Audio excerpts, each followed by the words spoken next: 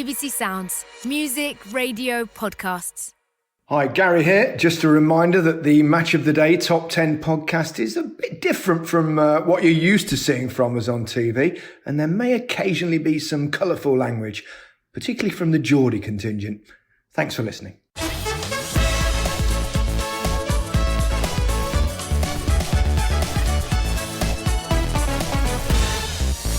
They make the goals and we score them, although sometimes they do score them themselves. Yes, this time on Match of the Day Top 10, we're celebrating the greatest midfielders at the Euros.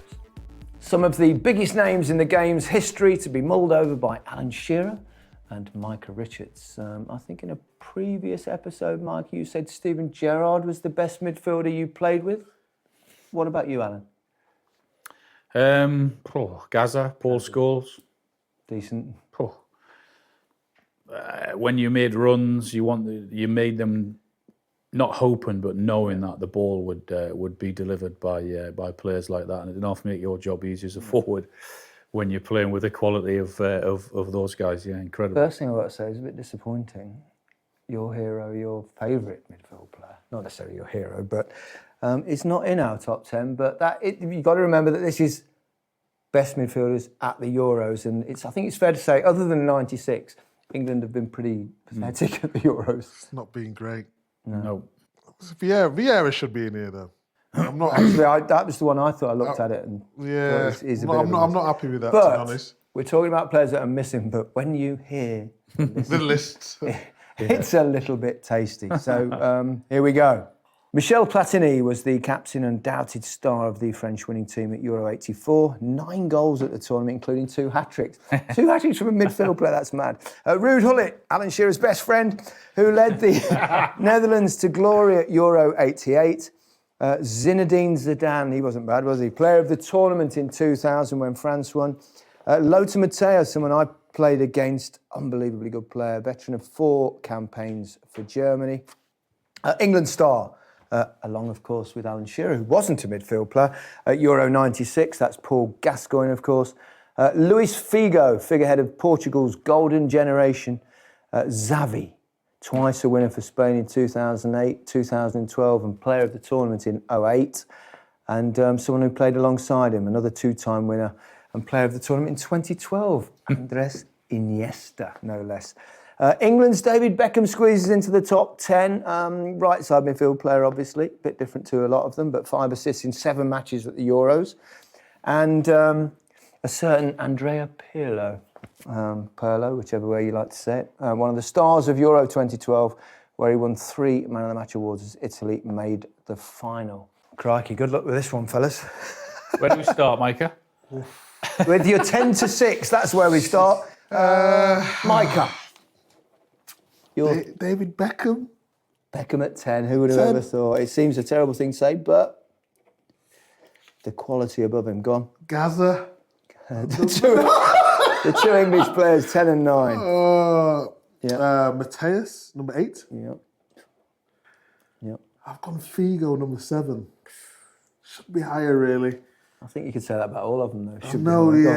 And Pirlo. Number 6. Well, those 5 are exactly the same, but slightly different. Slightly different. But I've gone Beckham 10, Gascoigne 9, wow, same. Pirlo 8, Louis Figo 7, and Matthaus 6. Did you 2 get together during lunch there? Incredible. We just had lunch. Did you have a sneaky little chat together? I'm not going to hang out with Alan over downtime, am I? That's a good point.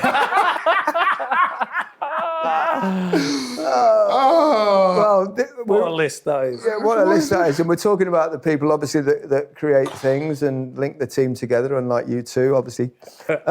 Anyways, a bit of friction in here. Right, well, easy place to start. David Beckham, number 10. I mean, I doubt he's been in the bottom of any list before in his life, but he's in the top 10. So therefore, that in itself, given some of the players that are not in the top 10, is a great achievement. But I mean, Beckham came in just after I finished, but I used to think to myself, I'd love to play with him. Well, lucky enough I did with England. Yeah. The last Euros. Best cross to the ball? Euros 2000, yeah. He had that. Would you technique. describe him as a midfield player or as a winger before we... For me, he's more of a winger. Wasn't Yeah, he? he's a winger. Isn't he? I mean, in that days, with the 4-4-2, you used to play... It's, all the other players in this, you'd go, yeah, definitely midfield. They're all central midfield players, aren't they? But he did finish his career as Figo a centre midfielder, Beckham, didn't he? When he went to like Milan. when your legs go, and he was like quarterback, wasn't he? Of course. Figo's the other one that played wide, on the edge of the midfield, wasn't he? He set my goal up against Germany with a wonderful crossing, free kick. Surprised he's number 10 then. But he had that great technique of moving that ball a yard.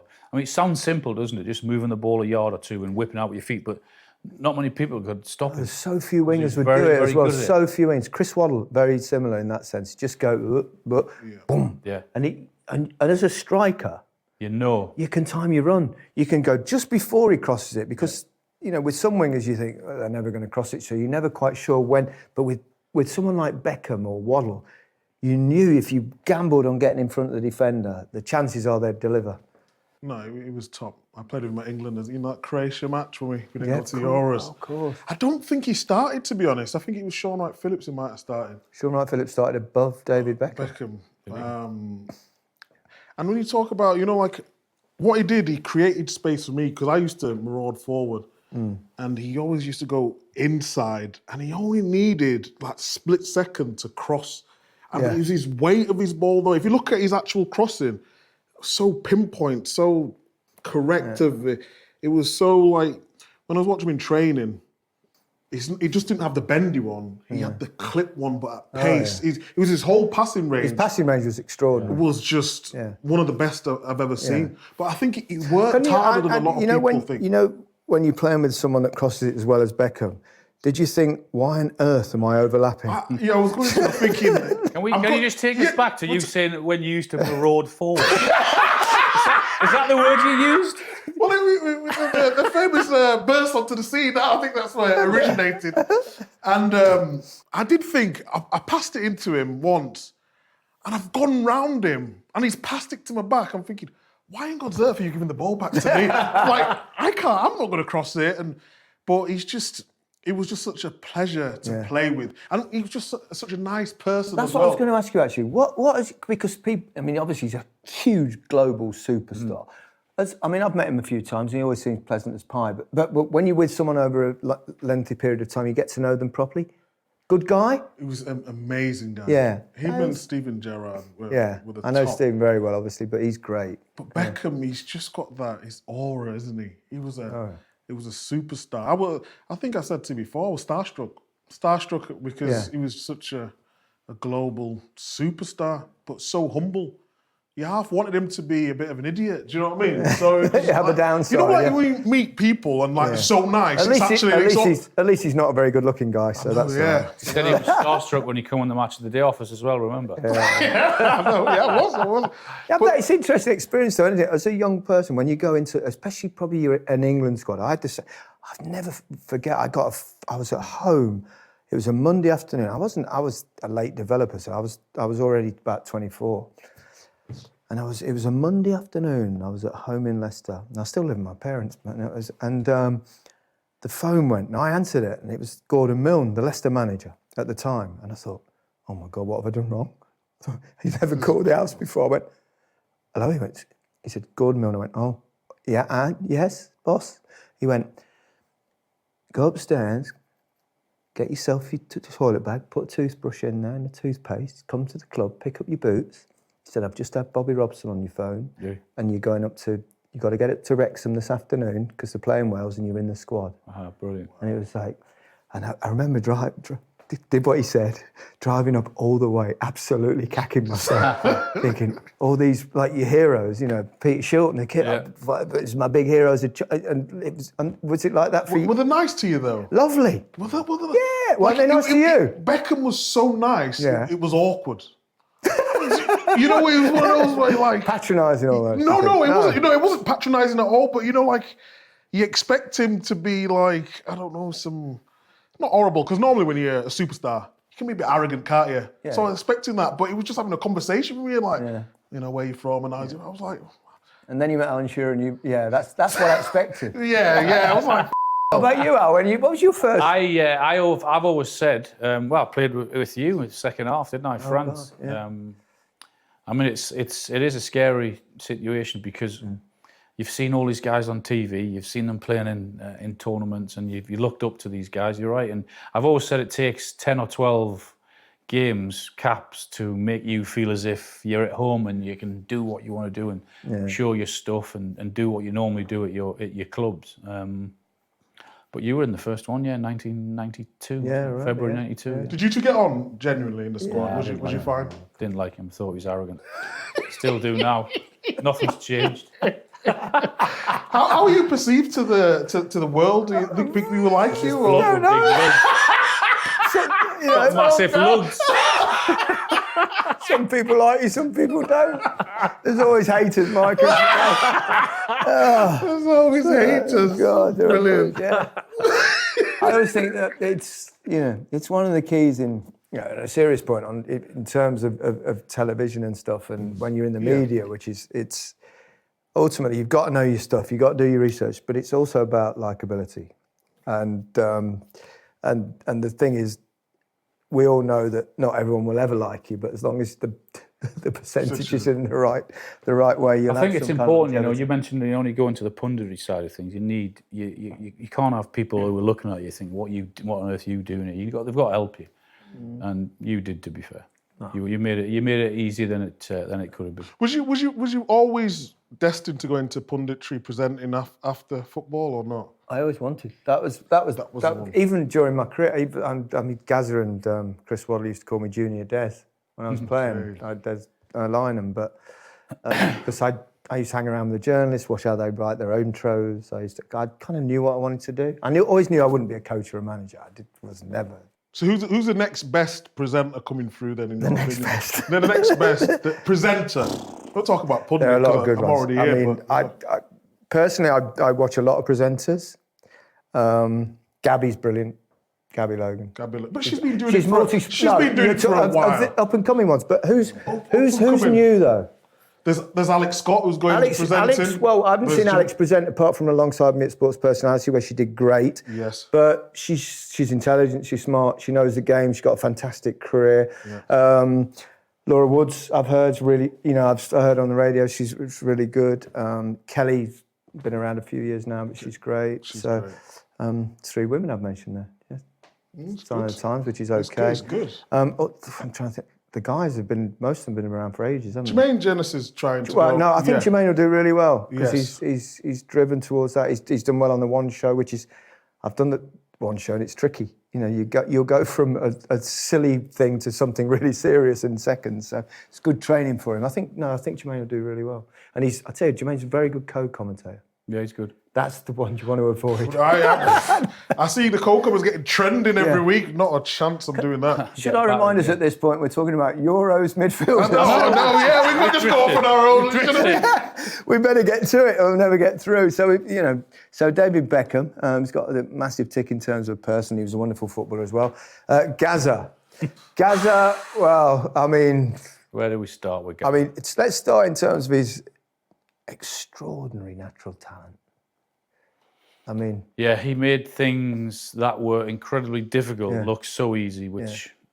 Hard to play with as a striker, because he could be frustrated. I mean, I played with him a lot, obviously, because I was at Tottenham and England with him. And for all his brilliance, he was like the kid in the schoolyard, even when he's playing for England. Getting the ball off him. Yeah.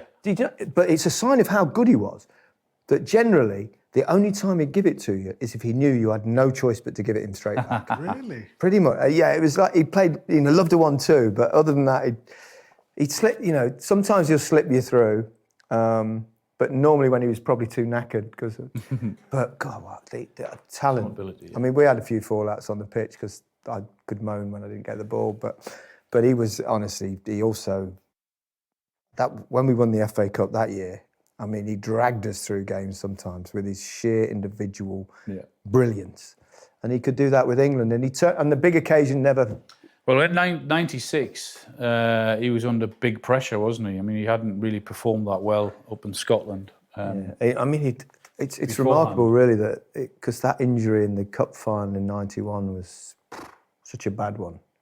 I mean, he was never quite the same in terms of his movement after that, but he still obviously can't take away the talent. Was he better talented than a Gerrard?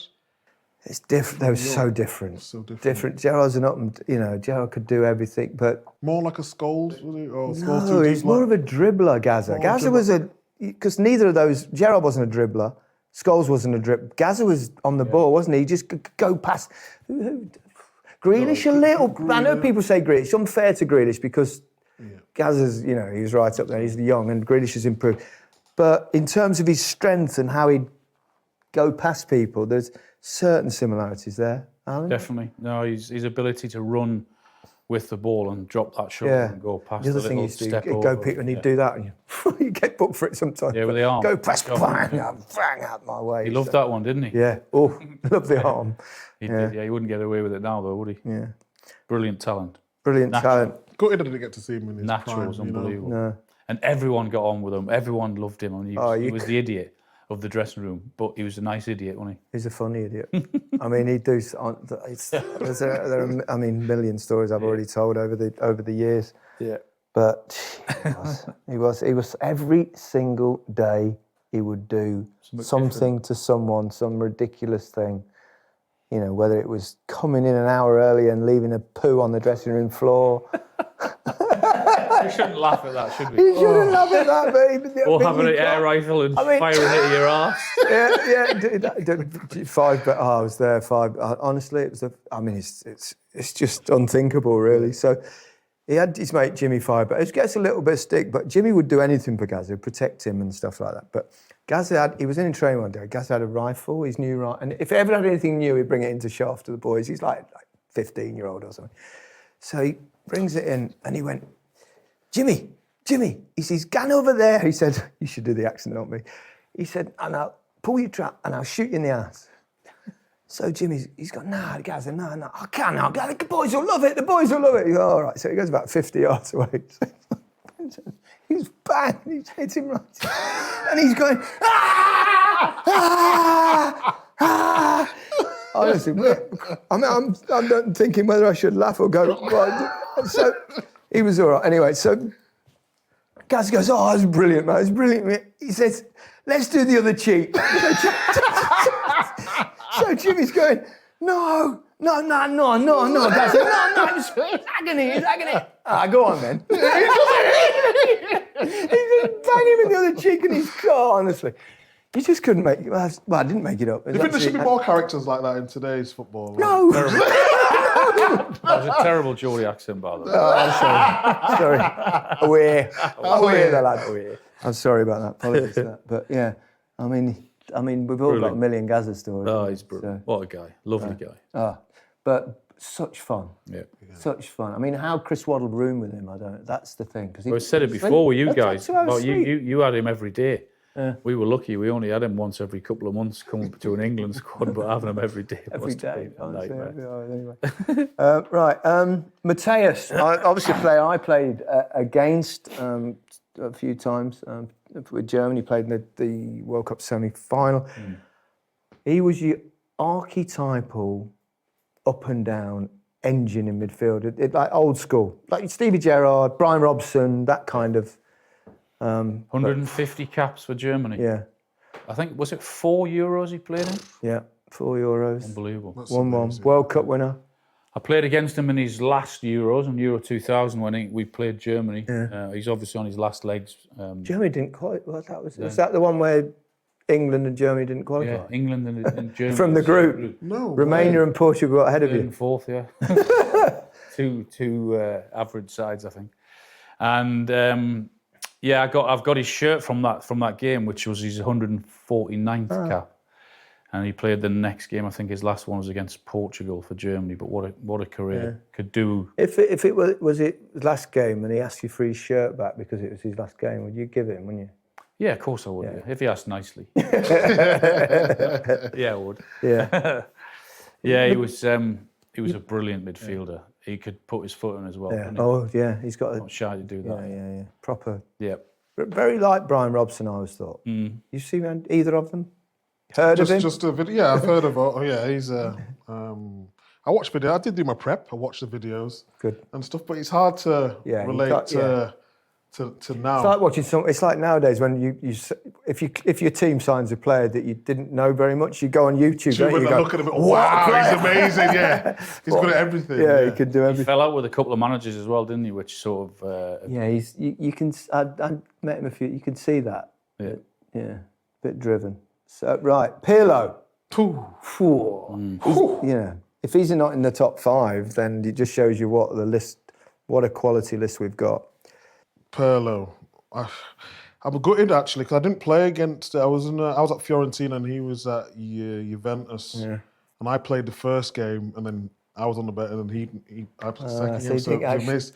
So, but watching him, it was just. I know Italian football can be slow, but the way he just got on the ball, dictated like a quarterback. His touch, his technique, everything about him was just amazing. It was nice to see him live. Elegant, wasn't he? Elegant, yeah. And he was Control cool, you know, his hair, he had his hair stroked back and all that. Nice. I wanted to be Italian, do you know what I mean? He's got a Panenka in him as well. Yeah. We did that against my mate, Joe, wasn't it? I know. Yeah. Ooh. Yeah, that was in that game, he kind of That was a good one, didn't he? That was a good one. But he walked up so cool, didn't he? But I don't like it. He did it to my mate. So it would have been higher if he would have. You've both got Luis Figo in there at 7. I mean, he was another. I mean, they're all great players. They really are. But he's the other one, a little bit like Beckham, who played more kind of in wide areas than central midfield. Yeah, I played against him. Yeah, he was as an all-rounder, as a winger, fit as, get up and down quick. Could control a pig's head. Yeah, Barca and Real Right, played Madrid. Barca, Real Madrid, and then Real Madrid went to the camp. The camp now, someone threw a pig's head at him. I've seen that video. Crazy.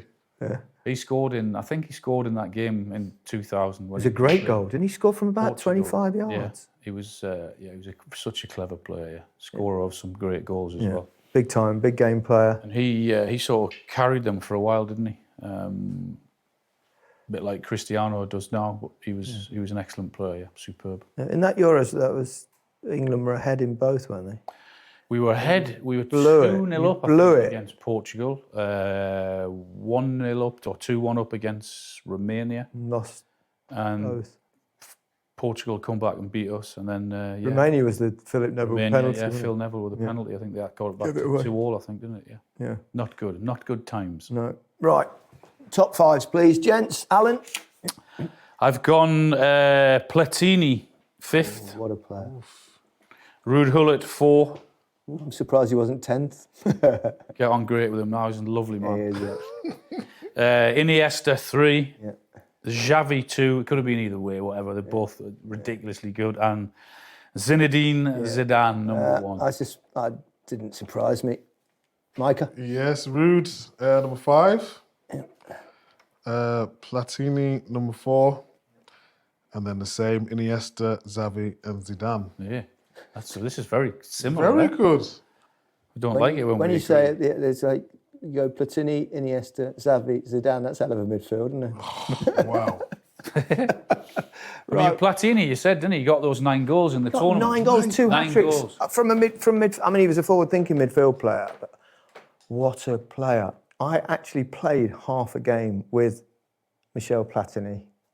It was for the rest of the world against an English League 11, which sounds a bit odd, but I was at Barcelona at the time, and it was I think it was this English Football League centenary, and they played an England side against the rest of the world. So I actually played for the rest of the world because I was at Barcelona, and Maradona played, and Platini, and every run I made, it was like, Found you.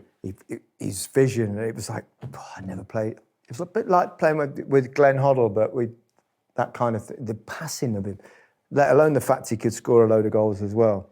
That was the game where Maradona juggled it out all the way to the halfway line. Am I right in saying that no one scored more goals in European Championships than him? I think it's him and Ronaldo. Am I correct in saying? I've done my research. Yep. Am I getting a thumbs up? Man, getting a thumbs up. Statman Him says and Ronaldo, 9 goals, but 1 tournament for him. 1 tournament, 9 goals. Yeah, that's sensational. That is. You won a golden boot with a paltry 5. didn't you? 5, yeah.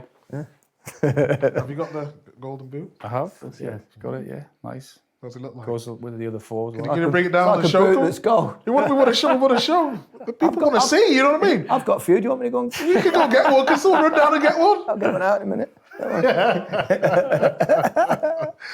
It's World Cup though. It's probably not. It's what? I didn't hear it. I didn't hear it. You said it's World Cup. No, not.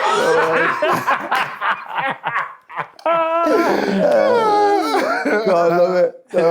No, but beautiful footballer. No, Platini. Right, Rude Gullit. Oh, I mean, I bet you didn't realise when he was managing you that actually he's a really lovely guy. I bet you did. I mean, I said that to him, you know, when we sort of kissed and made up, and we had a night out together in Brazil, I think it was, in the World Cup, and I said to him then, I said, you know, if you had been this nice when you might have still been manager of Newcastle.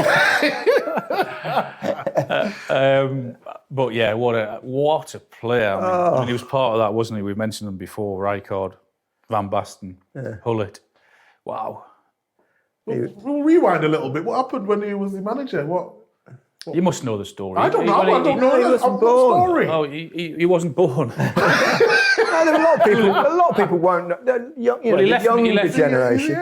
Yeah. We played Sunderland, and Which is quite a good rivalry. I don't know whether you knew that, Newcastle. at Yes, St James's just about Park, knew and that. I got to the dressing room and found out that I wasn't playing. The Left him out. team sheet was up on the board and didn't even tell me enough, and left me and Big Dunk out. That's brave. Leaving Big Dunk out. And then that was it. We got Sunderland beat us, And he was on the bench, and he was. He got sacked the next morning or left. Yeah, it was a big. Did you have a part to play in that? Not at all. I went to see him the next morning, and I took the kids into school early and got parked at 8:30, thinking I'm going to be first in there. And Big Dunk was already parked in there and screaming at Rude before I got into the office. So that was it. He was Why gone. did he leave you out though? I don't. Because he was average. Yeah, probably. I don't know. He wanted rid of me basically from Newcastle. He wanted rid of me and Dunk, and he took a gamble, and gamble backfired. Is that because you had a big status there, or No, just because he didn't like me. Just wanted to do things. How could his way. anyone not like you? That's a good point. Yeah, it's a good point. Anyway, we've kissed and made up, and he's a really nice guy. Do you think, possibly, in all seriousness, though, it was like a young manager coming into a huge club and wanting to like show that who's boss? He said it Because you're himself. a powerful player. He said it himself. He said I was young, I was Dutch, I was arrogant. Yeah. He said, no, I got it wrong. Yeah. And he said, as I said, he apologised, and then that's it. We've got on. We get on great ever since. Yeah, he's a top bloke. He's It's a fine. top bloke. Nice guy. Let's combine the next two, Iniesta and Xavi, or Xavi, as they call him. But it's, I mean, who's better? They're different footballers, obviously, but one makes it tick, the other provides the magic. Can you imagine being lucky enough to have played in a team, whether that be Barca or Spain? Let's go one ahead. Let's go one clear of that. Let's go Xavi, Iniesta, and Messi. Imagine playing up front. Imagine playing up front in that team. But I mean, complete. Yeah. I mean, they dominated Spain dominated world football, didn't they? For 6 years, they won 2 Euros and interspersed with a World Cup victory. They were the Nearlies, weren't they? They were For so long, they'd never won a major tournament, and they won. They won 3 on the bounce. And all of a sudden, you just couldn't stop them. I mean, what a team, though! If you go surprised with players like that. who do you think's better? If you had to pick one, they're different, though, aren't they? Well, if you've gone 3 Iniesta, you think Xavi's better. You've both gone 3 Iniesta and then Xavi. I just think Xavi's a bit older. He was the originator. And you know they're slightly different players, but Iniesta would have learnt so much from Xavi, wouldn't he? Yeah. So that's why I've gone him second. But these guys, they're just. That's why we get so excited when we see people like Phil Foden. Not because I'm comparing him to them, but just the way he moves on the ball, the way he gets into the spaces. Well, he's got the potential to be on that level, and we don't get to see that very often. I mean, it is a hell of a level, but the only reason why he potentially won't get to this level is because the players around him. If he was, Spanish, and playing in that team, you probably would see. But he's in a team with Pep Guardiola that plays in a very similar manner because Pep Guardiola was the manager of Barcelona when Xavi and Iniesta were at their absolute prime with the Messi and all the rest of them. You know, normally, when we mention young players, I'd have laughed at you for bringing anyone into the equation of these two players. But I wouldn't put you off by saying that with Phil Foden. No. I mean, he is incredible talent. He's Stockport Iniesta? Stockport Iniesta, that's what they call him. Yeah. He has got the potential to be... I mean, you never know in football, do you? But he has. Well, you never know. There's so many things that can go wrong. Injuries, etc. Lose your way a bit. But with the ability that we've seen up to now... And he's clearly got the right attitude, Mikey, you know. Great attitude. Yeah. He glides with the ball already. And the little way he shapes and goes one way and the other. But he'll be watching these players. I just hope he's got a chance to stay at Man City where they're still providing that sort of football. Well, I think they will, won't they? But if Pep leaves, then another manager coming in trying to do that. I mean, but if he's trying to imitate these two players, it's just, you just both have to of be them yourself, though, don't you? Yeah, you do. But I think it helps Foden playing in a Pep side with the likes of De Bruyne and of course. It's just. But he's become a go-to pick, hasn't he? Well, yeah, we've talked many times about him. He's played on the left, he's played on the right, he's played deeper, he's played false nine. He can do it all. And he'll play in the Champions League final. He'll be in there. I just hope he can take this form and then produce it at the Euros. Yeah. Because that'd be great. Because that's why we mentioned these players, like because they've done it at the top level for years and years and years. Exactly that. Absolutely. I'm not surprised in the slightest that your number one pick, Zinedine Zidane. Best player I ever played against. Yeah. By some distance as well.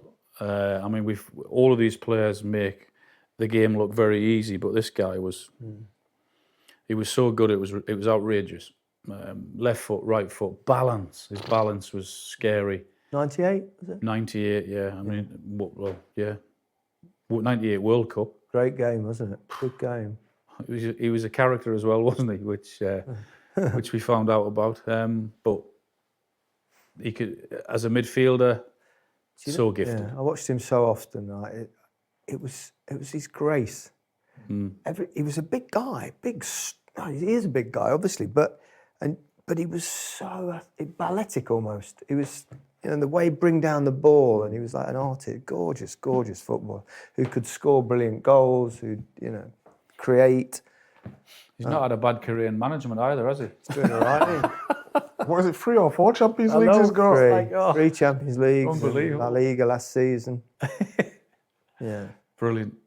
So gifted. Might be the season before the best last, ever. actually, by the time this goes out. Yeah, he's the best ever. Yeah. He's the best ever midfielder I've seen. From my generation, watching Zidane growing up, he's just... Hard to argue against that. So there we have it. It's agreed, so I don't have to step in at this point. So that's our pick of the greatest midfielders. You can have your say, of course. Just use the hashtag MOTD Top 10. Goodbye for now.